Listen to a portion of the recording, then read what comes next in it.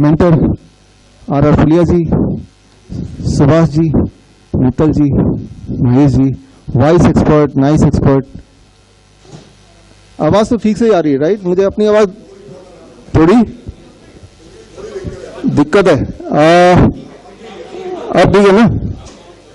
हाँ अच्छा, एक बार फिर से पूछ रहा हूँ, आवाज अभी कैसी है?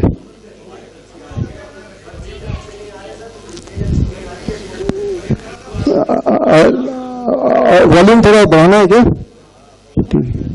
ठीक है। क्या आप ये आवाज एक्सेप्टेबल है? ठीक है, ठीक है, इसको शुरू करते हैं, सीधे मुद्दे पे आते हैं।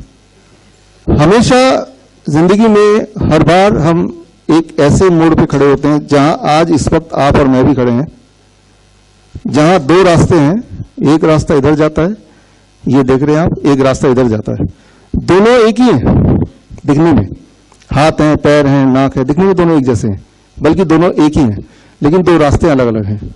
ये जो रास्ता है ये है शोभा सिंह का रास्ता, जिसमें ज्यादातर लोग जाते हैं, और ये जो रास्ता है ये भगत सिंह वाला रास्ता है, जिसमें शायद थोड़े कम लोग जाते हैं। तो ये रास्ता चुनने के बाद शोभा सिंह या भगत सिंह, पहले तो भगत सिंह हम सब इंस्पायर्ड हैं, हम सब जानते हैं, शोभा सिंह हम नहीं जानते, तो इनका थोड़ा सा मैं परिचय दे दूं। वो इंसान जिसने कोर्ट में जाके शहीद भगत सिंह के खिलाफ गवाही दी थी, वो है शोभा सिंह। तो दोनों ने अपना अपना रोल अदा किया, और उसके बाद दोनों को उसका कुछ ना कुछ इनाम मिला। इनका नाम हो गया सर शोभा सिंह, और ये बन गए शहीद भगत सिंह।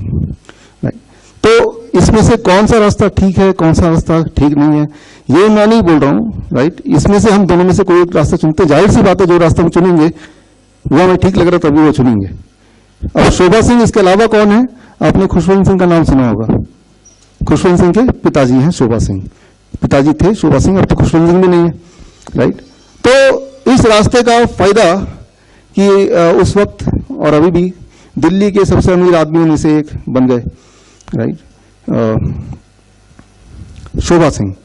तो उसके बारे में और डिटेल की कोई खास जरूरत नहीं है। तो रास्ते तो दो होते हैं, और जो भी रास्ता हम चुनते हैं वो रास्ता हमें ठीक लगता है, वो रास्ता हम चुन लेते हैं, और वो रास्ता हमें आगे ले जाता है। उस रास्ते को चुनते वक्त हम लोगों को भी अफेक्ट कर रहे हैं। दैट इज नॉट जस्ट कि वो हमें अफेक्ट करेगा, वो हमारे आसपास के सारी चीजों को अफेक्ट करेगा। तो आज हम जहां खड़े हैं वहां भी, इस ऑडिटोरियम के बाहर जब जाएंगे आप, दो रास्ते यहां भी आज लेने वाले हैं। और इसको समझने के लिए, ये एक आजादी की लड़ाई तब थी, एक आजादी की लड़ाई अब है। लेकिन अगर आपको अब भी नहीं समझ आ रहा मैं किस चीज की बात कर रहा हूं, तो आप यहां पे आपने देखा कुछ नंबर्स आ रहे हैं आपको। जब ये कार्यक्रम शुरू हुआ, आज मेरे ख्याल से 11:05 पे शुरू किया हमने, या 11:06 पे शुरू किया, तब से लेके अभी एग्जैक्ट टाइम है 11:31, तब से लेके अभी 369 बच्चे भूख से हमारे देश में मर गए, भूख से मर गए, राइट? तो ये जो काउंटिंग आप देख रहे हैं, ये हर 5 सेकंड में एक और बच्चा खाने के अभाव से मरता जा रहा है, खाने के अभाव से। एवरी 5 सेकंड कम से कम 5। आइए आपके हाथों से, यस, हमारे डॉक्टर राजेश शाह हैं सर, आप भी एक बार स्टेज पे आ जाएं।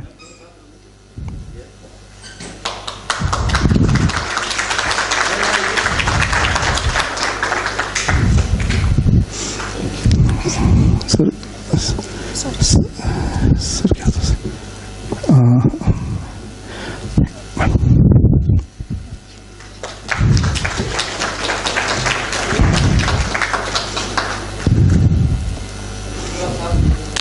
सर ये सर को देना आपको।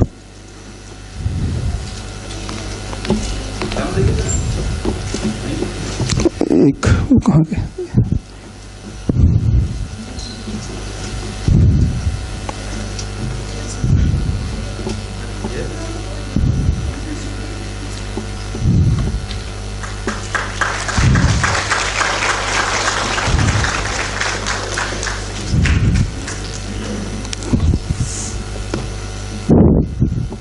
Thank you sir, thank you, thank you, thank you sir, thank you, thank you.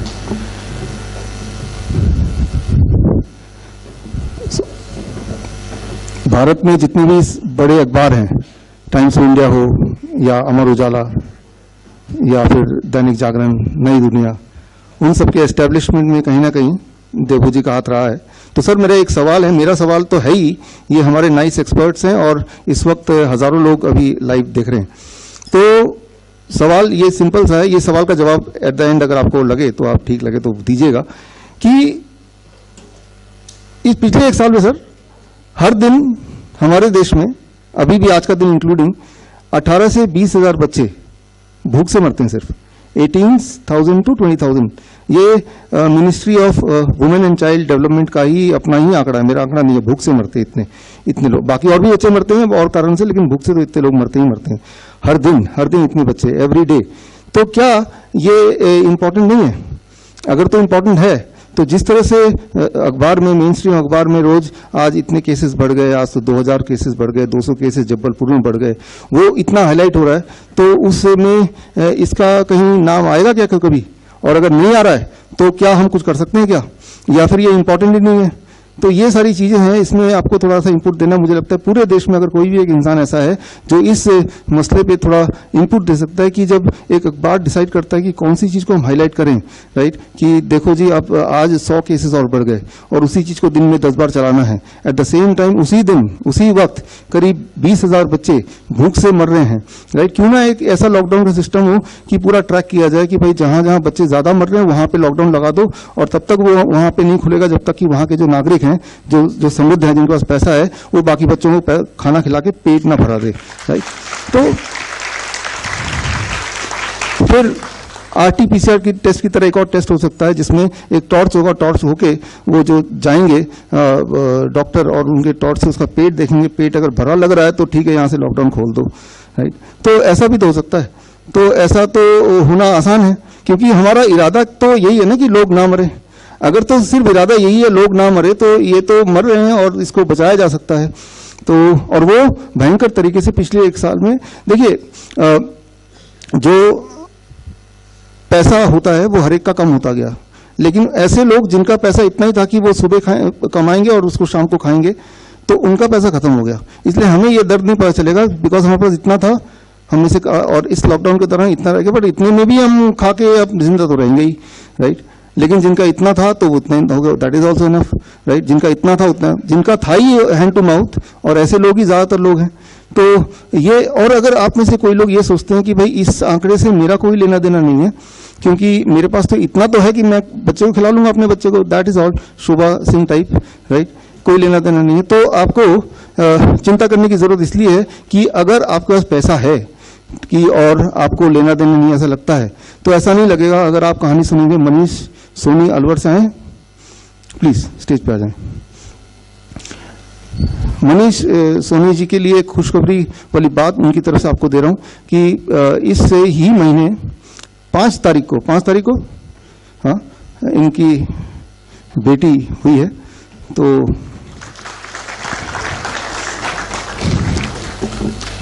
और आगे की बात मनीष जी आप 1 मिनट में वो माइक भी ले सकते हैं,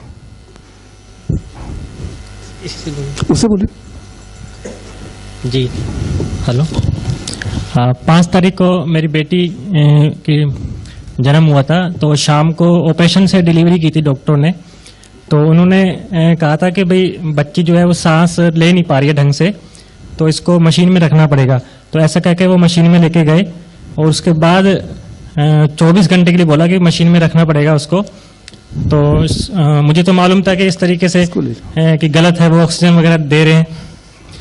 तो उसके बाद दिन में हमने जोर जबरदस्ती करके उसको डिस्चार्ज करवा लिया, लेकिन फैमिली को फिर थोड़ा सा वहम हो गया कि भाई सांस ढंग से ले नहीं पा रही है। तो ऐसा करके फिर वो डॉक्टर ने दिखाया, तो फिर वो वापस मशीन में लेके गए। तो ऐसे 2 दिन उन्होंने रखा, और उसके बाद वो बोले कि भाई इसको वेंटिलेटर पे रखना पड़ेगा, क्योंकि जो है वो क्रिटिकल हो गया प्रॉब्लम ज़्यादा। तो ऐसा कह के उन्होंने बोला सेठी हॉस्पिटल में, आप अलवर के बड़ा हॉस्पिटल है, वहाँ पे वेंटिलेटर की सुविधा है, तो वहाँ पे लेके जाइए। तो फिर तुरंत रात को इमरजेंसी बोल के वो वहाँ पे शिफ्ट करे। और सेठी हॉस्पिटल में उन्होंने पूरा लिखवा लिया हमसे कि भी वेंटिलेटर पे रखना पड़ेगा और हमारी कोई जिम्मेदारी नहीं है, आप अपने जिम्मेदारी पे बच्चे को यहाँ पे शिफ्ट कर रहे हैं, वो सारी चीजें कर रहे हैं। तो मुझे घबराहट होने लगी कि भी ये ऐसा कैसे कर रहे हैं, वेंटिलेटर का सर से सुना था हमने। तो मैंने वीरेंद्र भाई को मैसेज डाला कि कैसे भी करके ये मेरा मैसेज जो है डॉक्टर से बेसुरूप तक पहुंचा दीजिए, ताकि मैं मतलब इसको हैंडल कर पाऊं कि कैसे करना है। तो शाम को अगले दिन 5 बजे सर का फोन आया मेरे पास और उन्होंने कहा कि इमीडिएटली उसको डिस्चार्ज करवाइए। फिर हमने डॉक्टर को बोला कि हमें इस तरीके से डिस्चार्ज करना है। तो डॉक्टर बोले कि वेंटिलेटर पे बच्चा है, ऑक्सीजन लग रही है, आप कैसे लेके जाएंगे। तो भी सर ने सपोर्ट किया हमको और फिर हमने उसको वहां से डिस्चार्ज किया। और जैसा सर ने कहा कि भाई बेटी को दूध के साथ लगवा देना माँ के और टच में रखना ताकि कोई दिक्कत नहीं आएगी, और वैसा ही हमने किया। और अब बेटी बिल्कुल ठीक है, लेकिन डॉक्टरों ने ऐसा बोला कि निमोनिया है, पीलिया है और कैल्शियम की कमी है, मिर्गी के दौरे आ रहे हैं, वेंटिलेटर पे है। तो हम बहुत डर गए थे कि कैसे होगा, लेकिन सर ने सपोर्ट किया और हमने वहां से बेटी को डिस्चार्ज करवाया और अब बेटी बिल्कुल ठीक है, कोई दिक्कत नहीं है उसको। और इस तरीके से वो डॉक्टरों ने पूरा हमें डराया, अगर सर साथ ना देते तो पता नहीं क्या वो बेटी के साथ वो करते। तो इस तरीके से हॉस्पिटल में मतलब बहुत ही गलत तरीके से लूट वगैरह चल रही है, इसकी मशीनों में रखते हैं बेवजह, कोई मतलब नहीं था। पहले ही खुद ही सही बेटी को मतलब सही बच्चे को क्रिटिकल केस पे लेके जाते हैं और फिर जबरदस्ती वो पैसा वगैरह लूटते हैं और ऐसा करते हैं। तो सर को मैं थैंक्स भी कहना चाहता हूँ कि उन्होंने बेटी को बचाया। इसके लिए थोड़ा सर गिफ्ट भी मैं लेके आया। Thank you. अच्छा, ये गिफ्ट लाए हैं, धन्यवाद। Thank you.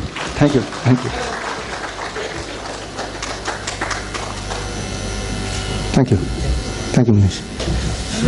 तो यहाँ पे ये तो थे मनीष, और हमारे यहाँ पे हमारे मित्र हैं वीरेंद्र। एक बार आप खड़े हो जाओ जहाँ भी हो आप, अगर हो तो यहाँ पे। वीरेंद्र शायद बाहर का अभी काम संभाल रहे हैं यहीं पे। अच्छा, पीछे वहाँ पे हैं वीरेंद्र, जो कि हरिद्वार से अभी आए हैं स्पेशली इस प्रोग्राम के लिए। तो उन्होंने मुझे मैसेज भेजा, वो मैसेज मैंने देखा और मैं तो शॉक था। आइडिया था कि ऐसा होता है, लेकिन अपने ही कोई लोग नाइस एक्सपर्ट हैं, वाइस एक्सपर्ट हैं। मनीष सोनी हमारे साथ कोविड के पेशेंट ठीक कर रहे हैं पिछले कई महीने से। तो अभी आपने सारी कहानी सुनी।